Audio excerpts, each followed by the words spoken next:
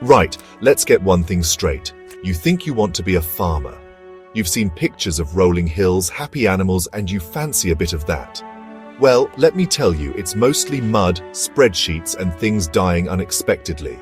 But if you're still keen and you haven't got the sort of money that buys a Lamborghini tractor, there's a way in.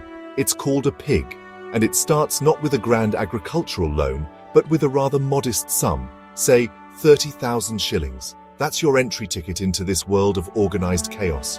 With that, you can buy one small, squirming, utterly clueless piglet. This isn't just an animal, it's a lottery ticket with trotters. Now, before you rush off with your cash, understand what you're getting into. This isn't a pet. You don't give it a cute name like Percy and let it sleep at the foot of your bed. This is a business asset. A noisy, smelly, surprisingly clever business asset that will, if you don't mess it up completely, make you money.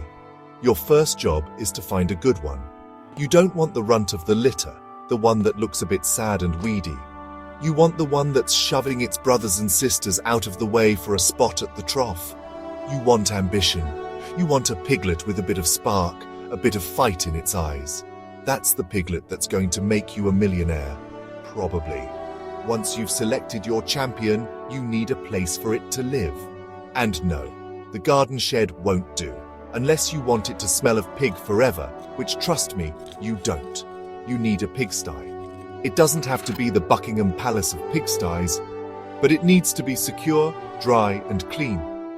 Pigs are actually quite fussy about cleanliness, contrary to popular belief. They like a designated toilet area, separate from where they eat and sleep. So you'll need some basic fencing, a roof to keep the rain off, and some clean straw for bedding. This small investment in a decent home is the difference between a happy, growing pig and a miserable, sickly one. Your journey begins here, with one small creature and a head full of dreams. It's a daunting prospect. This piglet is entirely dependent on you for its survival, and by extension, so is your fledgling farming empire. Every decision, from the food you buy to the cleanliness of its water, rests on your shoulders. It's a brilliant, terrifying responsibility. Most people would look at a tiny piglet and see a future bacon sandwich.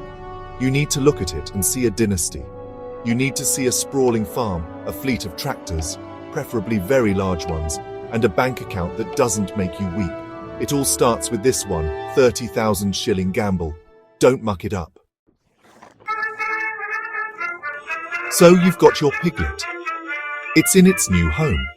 It's looking at you with an expression that says, "Right then, what's for dinner?" This is where the real work starts. The daily grind of turning a small piglet into a large, valuable pig. And the most important ingredient in that process is food. Lots of it. A growing pig is an eating machine, a four-legged disposal unit for calories. You can't just throw it kitchen scraps and hope for the best. You need proper, balanced pig feed, full of proteins, vitamins, and minerals. This stuff is formulated by clever people in lab coats to make pigs grow at an alarming rate. It's the fuel for your profit engine. Feeding it is one thing, but you also need to provide water, and not just any muddy puddle. Clean, fresh water, available at all times. A dehydrated pig is an unhappy and unhealthy pig, and an unhealthy pig is a drain on your finances.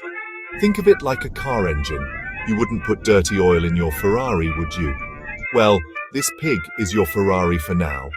Providing constant access to clean water is one of the easiest and most crucial things you can do. It helps with digestion, regulates body temperature, and generally keeps the whole biological machine running smoothly. Get a good, heavy water trough that the little blighter can't knock over in a fit of pique. Then there's the matter of health. Pigs, like all living things, have a remarkable talent for getting ill at the most inconvenient times. Your job is to be a vigilant, if unqualified, vet. You need to watch for signs of trouble, lethargy, loss of appetite, strange spots, or coughing. Prevention is always better than cure. This means keeping its living quarters as clean as a whistle. Muck out the pen regularly, replace the straw, and make sure its feed isn't getting damp and moldy. A clean environment drastically reduces the risk of diseases that can wipe out your investment faster than you can save veterinary bill. It's boring, repetitive work, but it's absolutely essential. Over the next 6 to 8 months, you will watch in amazement as your tiny piglet transforms. It will go from being something you could carry under one arm to a formidable beast of considerable size and weight. This growth is a direct result of your diligence. Every bag of feed, every bucket of fresh water, every hour spent mucking out contributes to this miraculous expansion. It's a powerful feeling, watching something thrive because of your care. You are not just a farmer, you are a creator of porky magnificence. You are nurturing your investment, watching it grow quite literally before your very eyes. And soon, it will be time for that investment to pay its first dividend. Now, we get to the really clever bit. The part where your single 30,000 shilling investment begins to exhibit the magic of compound interest, but with more oinking. If you were clever and bought a female piglet, a gilt, you are on the cusp of a population explosion. Around 8 months of age, your gilt will be ready to become a mother. This is the moment your one-pig operation transforms into a proper breeding enterprise. You'll need to find a suitable partner for her, a boar. This can be done through hiring a local boar or using artificial insemination, which sounds terribly clinical but is actually very efficient and a common practice in modern farming. The gestation period for a pig is a wonderfully simple thing to remember: 3 months, 3 weeks, and 3 days. During this time, your sow, as she is now called, will need extra care and better nutrition. She's not just eating for one anymore, she's building an entire squadron of little piglets inside her. This is a critical period. Keep her comfortable, well-fed, and stress-free. Prepare a special farrowing pen, which is a bit like a maternity ward for pigs. It should be extra clean, extra warm, and have special rails to protect the newborn piglets from being accidentally crushed by their very large mother. It's a common and tragic accident you must avoid at all costs. Then, the big day arrives. A healthy sow can give birth to a litter of anywhere from 8 to 14 piglets. Suddenly, your farm, which consisted of 1 pig, now has 10 or more. This is a game-changing moment. You are no longer just a pig owner, you are a pig industrialist. Each one of those tiny, squealing piglets represents future profit. They are the living embodiment of your success. However, the first few weeks are perilous. The piglets are fragile and need to get enough of their mother's colostrum, the first milk, which is packed with vital antibodies. Your job is to monitor them closely, ensure they are all feeding, and keep them warm and safe. This cycle is the engine of your growth. Once the piglets are weaned from their mother, after a few weeks, the sow can be prepared for breeding again. Meanwhile, you have a dozen or so new pigs to raise. You can choose to raise them all to maturity for sale, or you can select the best females to keep as future breeding sows, further expanding your operation exponentially.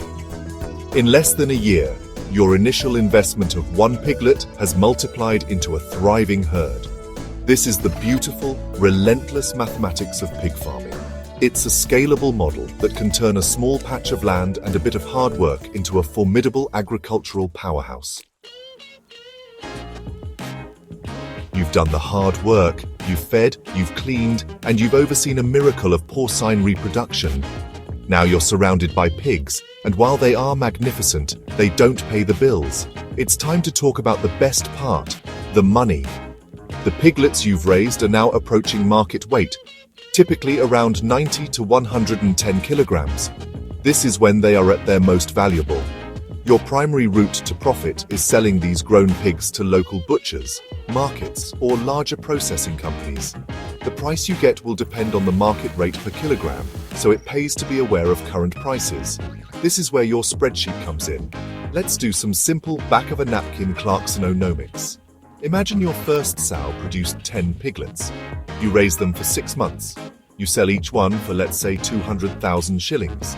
That's a cool 2 million shillings from 1 litter. Of course, you have to subtract your costs. The feed, the water, any vet bills, the initial cost of the piglet. But even after all that, you are left with a very handsome profit. And the best part? While you were raising those 10 piglets, their mother was getting ready to produce another litter. This isn't a one-time windfall. It's a continuous, rolling production line of profit. It's a beautiful thing. The key to maximizing this profit is efficiency and reputation. If you become known for producing healthy, high-quality pigs, buyers will seek you out. Don't cut corners on feed or care. It will show in the final product. A common mistake for beginners is to underinvest in the pig's welfare to save a few shillings, only to lose a fortune on poor growth or disease. Your goal should be to run a tight ship.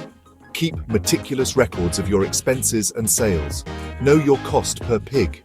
This isn't just mucking about in the mud, it's a business, and you need to treat it as such. The most successful farmers are the ones who are as good with a calculator as they are with a shovel. From one 30,000 shilling piglet to a multi-million shilling enterprise in a year? It sounds like a fantasy, but it is entirely plausible. If your first sow produces 2 litters of 10 piglets each in that first year, that's 20 pigs to sell. That's potentially 4 million shillings in revenue.